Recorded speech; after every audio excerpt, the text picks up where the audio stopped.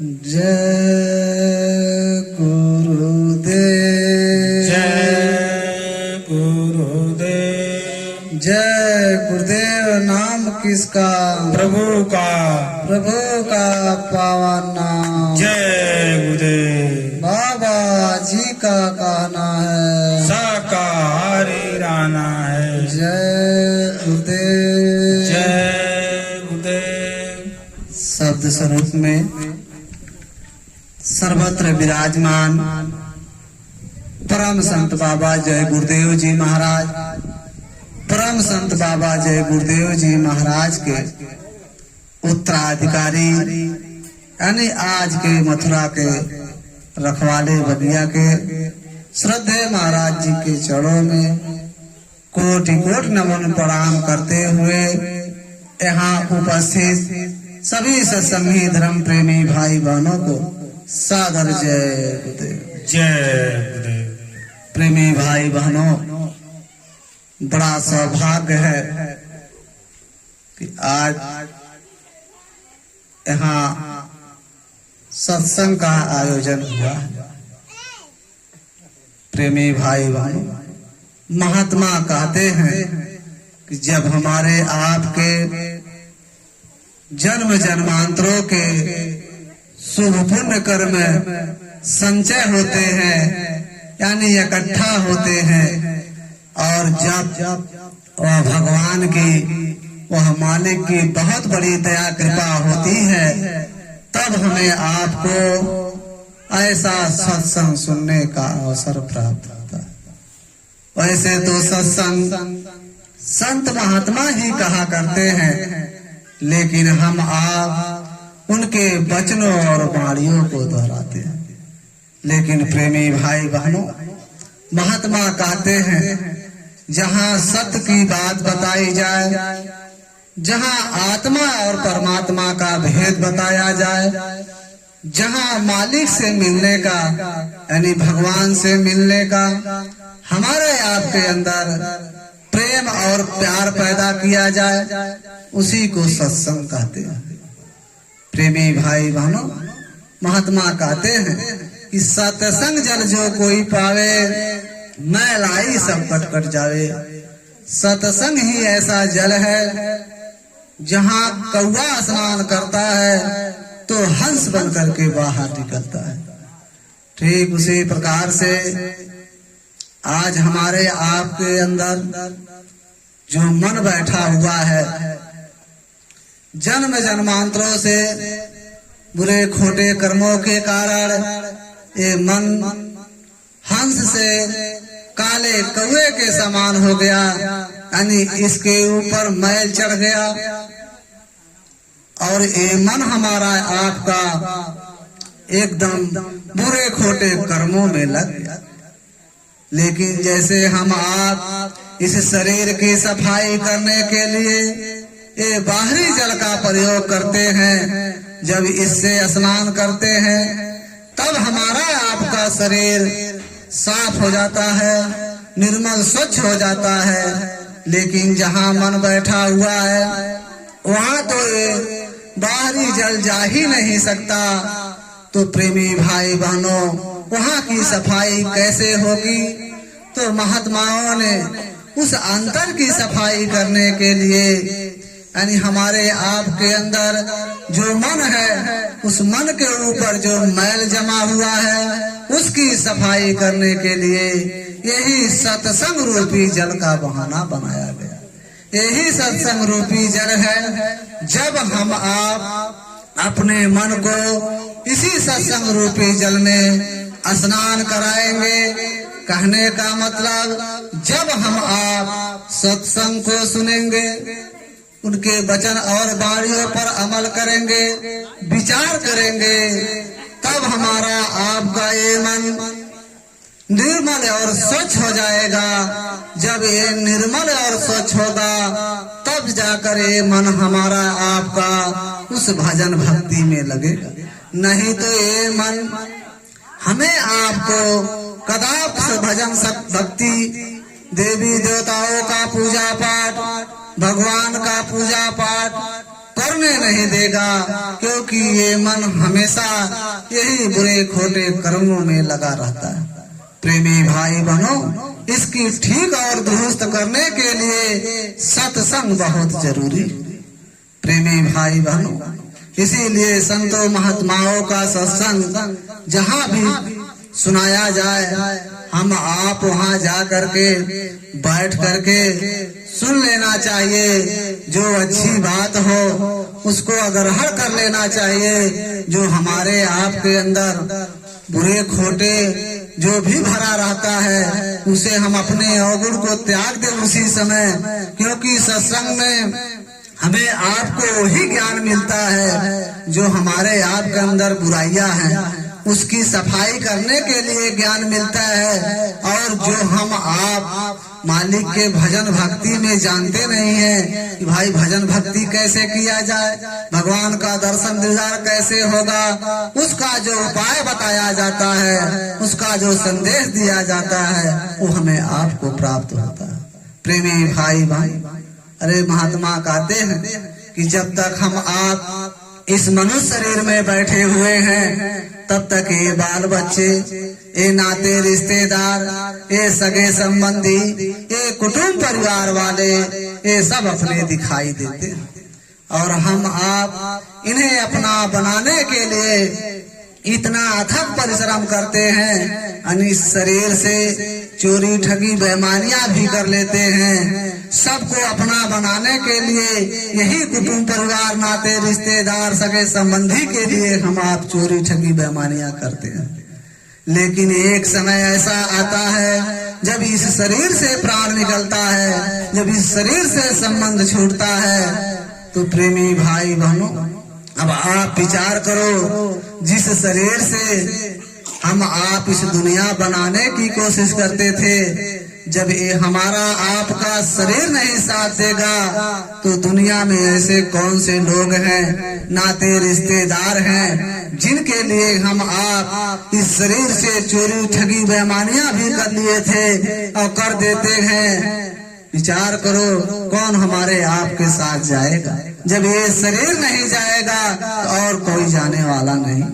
तो महात्मा कहते हैं कि ये जो शरीर हमें आपको मिला है, ये किराए पर मिला हुआ है, ये किराया मकान है। अरे किसी को 40-50 साल के लिए मिला होगा, तो किसी को 80-90-100 साल के लिए मिला होगा। जितने जितने श्वासों की पूंजी उस परमात्मा ने हमारे आपके अंदर दिया है, उसे भुगतने के बाद इस शरीर को यही छोड़ करके जाना होगा, क्योंकि ये शरीर ना आज तक किसी के साथ गया और ना ही किसी के साथ जा सकता है। तो महात्मा कहते हैं, अरे भाई, जो तूने ये मनुष्य शरीर पाया है, कम से कम इस मनुष्य शरीर से अपने जीवात्मा के कल्याण के लिए कुछ थोड़ा बहुत काम कर। क्या काम करना है?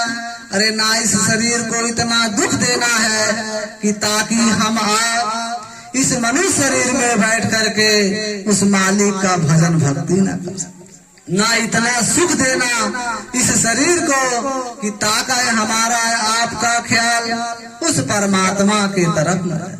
कहने का मतलब यह है प्रेमी भाई बहनों, ये जो मनुष्य शरीर हमें आपको मिला हुआ है, यह केवल भजन भक्ति करने के लिए मिला हुआ है।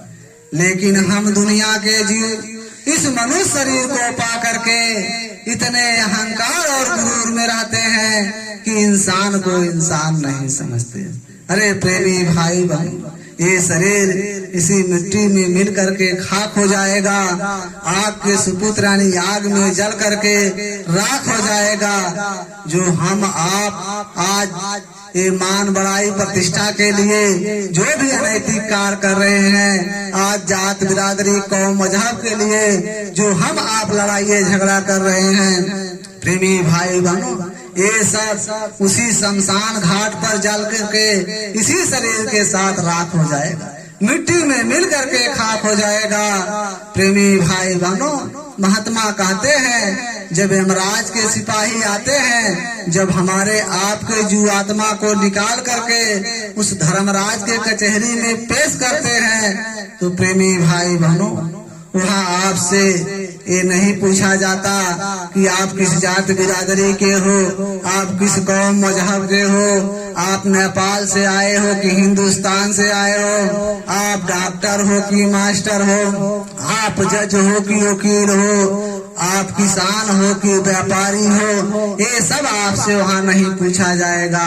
वहाँ केवल आपसे यही पूछा जाएगा, अरे भाई मैंने तुझे जो ये मनुष्य शरीर दिया था, जो तूने इस मनुष्य शरीर से जो भी अच्छे बुरे कर्म किया होगा, केवल उसी कर्मों का हिसाब होगा, बाकी और कोई आपसे कुछ समाचार संदेशा नहीं पूछा जाएगा। जब आपके कर्मों का हिसाब होगा, उसी कर्मों के अनुसार फिर हमें आपको दूसरे योनियों में डालना पड़ेगा, जाना पड़ेगा। वो यमराज के सिपाही ले जा करके डाल देंगे, और ज्यादा से ज्यादा यदि हमने पाप कर दिया तो नरकों में ले जा करके डाल देंगे, और उससे कम पाप होगा तो 4 खान 84 लाख योनियों में ले जा करके डाल देंगे। प्रेमी भाई बहन, अब ये मत सोचिएगा कि हम आप मनुष्य शरीर पाए हुए हैं, मरने के बाद फिर हम मनुष्य शरीर पाएंगे, फिर इसी घर परिवार में आएंगे। अरे प्रेमी भाई बहन, ये संभव नहीं है। ऐसा हम आप कोई कर्म नहीं कर रहे हैं जिससे हम आप मनुष्य शरीर पा सकते हैं। इतिहास है आपके सामने। द्वापर के समय जब महाभारत का समय था, तो उस समय कृष्ण ने अर्जुन से कहा कि हे अर्जुन, देखो सामने जो चींटा जा रहा है, एक कई बार इंद्र बन चुका है। तो प्रेमी भाई बहनों, स्वर्गों का राजा इंद्र कर्मों के अनुसार चींटा बन सकता है, तो हम कौन से स्वर्ग के राजा हैं? हम आप तो इसी मनुष्य शरीर में आए हुए हैं, रात दिन बुरे खोटे कर्म हो रहे हैं, अपराध हो रहे हैं। तो आप विचार करें, स्वर्गों के राजा का चींटा बन सकता है, तो हम आप मनुष्य शरीर कैसे पा सकते? संभव नहीं है प्रेमी भाई बहनों, ऐसा कोई कर्म नहीं। तो महात्मा कहते हैं, ऐसा मत समझिएगा कि हम दोबारा फिर मनुष्य शरीर पाएंगे। बड़ा सौभाग्य है कि हमें आपको ऐसे समय में मानव तन मिल गया है, ऐसे मलिन युग में, ऐसे समय पर। क्योंकि प्रेमी भाई बहनों, ये समय क्यों अच्छा है? महात्मा कहते हैं, जब हमें आपका मतलब हमारे आपके प्राण को जब इस मनुष्य शरीर में वो परमात्मा ने बंद किया, तो उसी समय कह करके भेजा था कि देखो मैं तुम्हारी जीवात्मा को इस मनुष्य शरीर में बंद करता हूँ, नीचे जाना यानी मृत लोक में मनुष्य शरीर में जन्म लेना, वहाँ जा करके गीता रामायण पढ़ना, कुरान बाइबल पढ़ लेना, और किसी जीते जागते संत महात्मा से भेंट दीदार कर लेना, और उनके बताए हुए रास्ते पर चल करके अपनी जीवात्मा का कल्याण करा लेना। इसीलिए मैंने तुझे मानव तन दे रहा हूँ, तुम जाना यही काम करना। हम आप यही कह करके आए, ठीक है प्रभु जी, मुझे मनुष्य शरीर दे दो, मैं भजन भक्ति करूंगा, फिर मैं जन्म जन्म के चक्कर में नहीं आऊंगा। प्रेमी भाई बहनों, लेकिन जब हम आप इस संसार में पैदा हुए, तो ये माया ने हमारे आप के ऊपर ऐसी बारीक सी पर्दा डाल दी, यानी यूं कह लो भूल भुलैया का पर्दा। जब वो पर्दा हमारे आप के ऊपर पड़ा, हम आप वादा को भूल गए, इस संसार को वादा को निभाना शुरू कर दिए। यही हाल सबका है। लेकिन महात्मा कहते हैं कि भाई, जिस मकसद के लिए तुझे मानव तन दिया गया था, जो उस परमात्मा ने हमें दिया था, आज वो समय है, संत महात्मा फकीर इस दुनिया में हैं, केवल हमें आपको तलाश करने की जरूरत है। थोड़ा अपने अंदर यदि हमने बैठा लिया कि भाई हम कौन हैं, हम कहाँ से आए हैं, हमें जाना कहाँ है, हम कहाँ जाकर के फंसे हुए हैं, यदि इन प्रश्नों का उत्तर थोड़ा विचार करके यदि ढूंढना शुरू कर दें, तो प्रेमी भाई बहनों, अवश्य मानव जीवन सफल हो जाएगा। लेकिन महात्मा कहते हैं कि इन प्रश्नों का उत्तर तब मिलेगा जब हम आप किसी जीते जागते संत महात्मा फकीर के पास जाएंगे, जब उनके सत्संगों और वचनों वाणियों को सुनेंगे और उनके बताए हुए रास्ते पर चल करके जब हम आप भक्ति भाव करेंगे तो हमें आपको स्वयं पता चल जाएगा कि भाई हम कौन हैं, हम कहाँ से आए हैं, हमें जाना कहाँ है, हमें आपको स्वयं पता चल जाएगा। यदि हम आप सोच ले कि उसके पहले महात्मा के संदेश सुनने से पहले यदि संसार के विद्या से यदि हमने सोच ले कि भाई हमें सब प्रश्नों का उत्तर खोज लेंगे तो ये कभी संभव नहीं हो सकता। क्योंकि प्रेमी भाई हर विभाग की पढ़ाई अलग अलग होती है। डॉक्टरी की पढ़ाई यदि हम आप करना चाहते हैं तो जहाँ वकालत की पढ़ाई होती है यदि उस कॉलेज में चले जाएं और कहते कि भाई हमें डॉक्टरी की पढ़ाई पढ़ाओ तो बेचारा वो कैसे पढ़ाएगा, वो मास्टर अलग है। और हम आप वकालत पढ़ना चाहें और जा करके जहाँ मेडिकल कॉलेज में हम आप एडमिशन करा लें और कह दें कि भाई मुझे वकालत पढ़ा दो तो बेचारा कैसे पढ़ाएगा। सबकी डिग्री अलग अलग होती है, पढ़ाई अलग अलग होती है। ठीक उसी प्रकार से हम आप यदि उस परमात्मा को पाना चाहते हैं, यदि हमारे आप के अंदर वो भाव है कि हम उस मालिक का दर्शन करना चाहते हैं, भगवान का दर्शन करना चाहते हैं, देवी देवताओं का दर्शन करना चाहते हैं, तो प्रेमी भाई भाई इसका केवल वही गुरु है, वही संत महात्मा फकीर है। गुरु है वही वो पढ़ाई जानते हैं, वो विद्या उनको पता है। जब हम आप उस विद्यालय में जाएंगे, जब वो सत्संग सुनेंगे, वही पढ़ाई जब पढ़ेंगे तो हमें आपको ऐसा उपाय बता देंगे कि हमें आपको उस देवी देवताओं का भी दर्शन हो जाएगा, राम कृष्ण भगवान का भी दर्शन हो जाएगा और मालिक परमात्मा जो भी हैं ऊपर मंडलों में सबका दर्शन हो जाए। लेकिन हमें आपको ऐसे गुरु की खोज करना है, यदि संसार की विद्या हासिल करना है तो संसारी गुरु की तलाश कर लो। यदि उस परमात्मा का पाना नहीं परा विद्या का ज्ञान हासिल करना चाहते हो तो आप उसे महात्मा की तलाश कर लो। क्योंकि प्रेमी भाई बहनों जिस पढ़ाई को हम आप चाहते हैं उसी अनुसार जब हम आप जाएंगे वहाँ पढ़ेंगे तभी हम आपको ज्ञान होगा। तो ऐसा हमारे आपके बीच में कोई ऐसा प्रेमी नहीं होगा कि जिसके अंदर ये भावना हो, चाहे शाकाहारी हो चाहे मांसाहारी लोग हो, उनको भगवान ना मिले। वो सब चाहते हैं कि मुझे भगवान का दर्शन हो जाए, मुझे देवी देवताओं का दर्शन हो जाए। वो यत्न करते हैं, वो भी उपाय करते हैं, वो भी अगरबत्ती सुलगाते हैं, कपूर जलाते हैं, अपने अनुसार वो विधि विधान से पूजा पाठ करते हैं। लेकिन उनको ये नहीं पता है कि भाई वो भगवान मिलेंगे कैसे, वो कैसे पता चलेगा। जो भगवान को पाया होगा जब हम आप उनके पास जाएंगे उनसे पूछेंगे कि भाई आपने कैसे उस मालिक का दर्शन किया, देवी देवताओं का दर्शन किया, मुझे भी वो रास्ता बता दो, मैं भी दर्शन करना चाहता हूँ। तब वो बतलाएगा, तब हमें आपको भगवान का दर्शन होगा, देवी देवताओं का दर्शन होगा। यदि हम आप सोच ले इन मनगढ़ंतों से कि भाई हमने जो सोच लिया वही करना है, उससे भगवान मिल जाए, तो कभी संभव होने वाला नहीं। प्रेमी भाई बहनों इसीलिए बड़ा सौभाग्य है, समय बहुत करीब है, क्योंकि आगे समय अच्छा नहीं है। क्योंकि महात्माओं ने कहा, हमारे परम संत बाबा जय गुरुदेव जी महाराज ने कहा कि भाई जाओ सबको गांव में घर घर संदेशा बता दो। आज हमारे पूज्य महाराज जी भी वही संदेशा लेकर के चले हुए हैं, वो भी आदेश लगा दिए सभी सत्संगी प्रेमियों को कि भाई आप सब जाओ।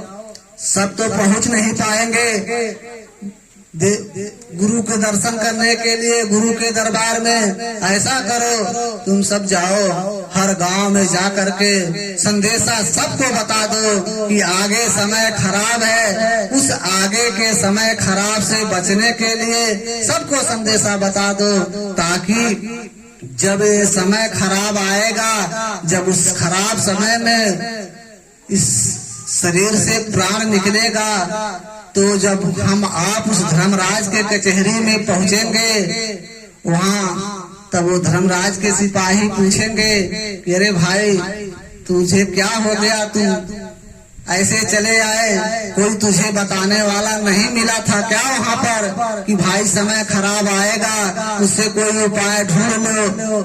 तो ये कहने ना पाए वहाँ पर जा करके, ये कहे जरूर कि नहीं आए थे कुछ लोग, संदेशा बताए थे, संदेशा दिए थे, लेकिन हमने आनाकानी कर दिया। तो महात्मा यही कहते हैं कि जाओ सबको बता दो, उनकी मर्जी है भाई। अच्छा लगेगा तो भी भगवान को प्राप्त करना चाहेंगे, नहीं अच्छा लगेगा तो जाने उनकी कान जाने, लेकिन जाओ संदेशा बता दो। कैसे? जैसे एक आंख के सामने यदि हमारे आपके आंख है, यदि कोई अंधा आ रहा है, आगे कुआं है, वो अंधा हमारे आपके सामने यदि कुएं में गिर जाए, हम आप खड़े के खड़े देखते रहे तो उसका दोष हमारे आपके ऊपर लगेगा, क्योंकि हमारे आपके आंख है, उसको आंख नहीं है, इसीलिए उसको बचाव करना हमारा आपका जरूरत है। यदि वो ना माने, जान जा करके उसी कुएं में गिरे तो भाई वो जाने, उसकी कान जाने। लेकिन इसीलिए महात्माओं ने कहा भाई जाओ, एक बार, दो बार, चार बार संदेशा सबको बता दो, ताकि लोग अपने खान पान, आहार व्यवहार पे आ जाएं और भजन भक्ति करना शुरू कर दें। यही संदेशा हमारे प्रेमी जन लेकर के आपके गांव में आए हैं, ताकि आप लोग अपने खान पान, आहार व्यवहार, जो हमारा आपका खान पान है, हमारा आपका खान पान का मतलब जब आता है सवाल तो लोग कहते रहे भाई शाकाहारी का सवाल खड़ा करते हैं। कुछ लोग प्रेमी जन ऐसे कहते हैं कि भाई हम मनुष्य हैं, हम सब कुछ खा सकते हैं, मांस, मदिरा, शराब, दारू, हम अन्न, मेवा, मिष्ठान, फल फूल, दही, दूध सब खा सकते हैं, हमको सब खाने के लिए बना हुआ है। अरे प्रेमी भाई बहनों, यदि हम आप थोड़ा विचार कर लें तो हमें आपको पता चल जाएगा कि ये मनुष्य शरीर के लिए, यानी ये मनुष्य के लिए क्या आहार है। जैसे आप सब विचार कीजिएगा, एक बकरी होती है, एक बिल्ली होती है, चाहे कुत्ता को ले लीजिए, और चाहे आप बाघ को ले लीजिए, इधर चाहे बकरी को ले लीजिए, चाहे गाय को ले लीजिए, चाहे बैल को ले लीजिए। प्रेमी भाई भाई, बकरी का बच्चा जब जन्म लेता है तो जन्मते ही उसका आंख खुला रहता है। बकरी जब पानी पीती है तो ओठ लगा करके पानी पीती है, और बकरी का जो नाखून यानी जो खूर कहते हैं वो छिपटा होता है। लेकिन आप उधर जाइए, कुत्ते और बिल्ली, बाघ का, कुत्ते का बच्चा जब जन्म लेता है तो उसका आंख नहीं खुला रहता है, कुछ दिन तक बंद रहता है। और कुत्ता जब पानी पीता है तो जीभ से पानी पीता है, वो ओठ से पानी नहीं पीता है। और कुत्ते का जो नाखून होता है वो नोखीला होता है, वो बकरी जैसा चिपटा नहीं होता है। तो आप विचार करो, बकरी शाकाहारी होती है, उसका बच्चा जन्मते ही आंख खुला रहता है, नाखून चिपटा रहता है, और वो जीभ लगा, ओठ लगा करके पानी पीती है। और ये बिल्ली का, कुत्ते का बच्चे का आंख बंद, और ये पानी पीती है जीभ से, इसका नाखून नोखीला रहता है। अब हम आप विचार करें, हमारी आपकी क्या पहचान है? हमारे आपके भी बच्चे जब पैदा होते हैं तो जन्मते ही आंख खुला रहता है, और जब हम आप पानी पीते हैं तो ओठ लगा करके पीते हैं, और हमारी आपकी नाखून देख लीजिए चिपटा है, उसी बकरी के तरह चिपटा है। तो आप विचार करो हम किस कैटेगरी, किस विभाग में आते हैं? आप स्वयं सोच लीजिए, इससे आप परख लीजिए कि भाई हम शाकाहारी हैं कि मांसाहारी, हम सब कुछ खा सकते हैं कि नहीं खा सकते हैं। यही हम कहना चाहेंगे प्रेमी भाई बहनों, जो जाने अनजाने में हमें आपको खान पान, आहार व्यवहार में बीत गया सो बीत गया। बाकी यदि अब हम आप जो श्वासों की पूंजी बची हुई है, यदि हमने अब से संतों महात्माओं की तलाश करके, उनके बताए हुए रास्ते पर चल करके यदि हमने भजन भक्ति कर लिया तो प्रेमी भाई बहनों, ये मानव जीवन सफल हो जाएगा। आप ये मत समझिएगा कि संतों महात्माओं के दरबार में जाएंगे तो हमारा घर बार छुड़ा देंगे, जात बिरादरी बदल देंगे, कौम मजहब बदल देंगे और हम आप जंगल में चले जाएंगे।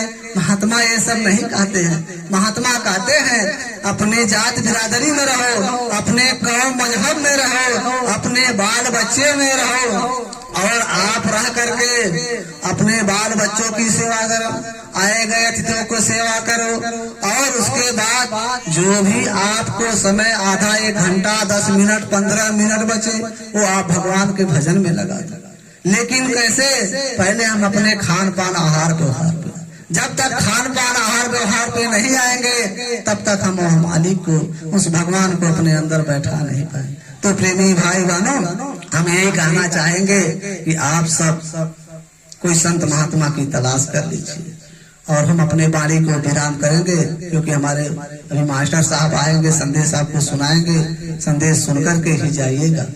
तो प्रेमी भाई बहनों, यदि हमारे कहने में गलती हुआ होगा कुछ तो प्रेमी भाई बहनों माफ कर दीजिएगा। बोलो जय गुरुदेव।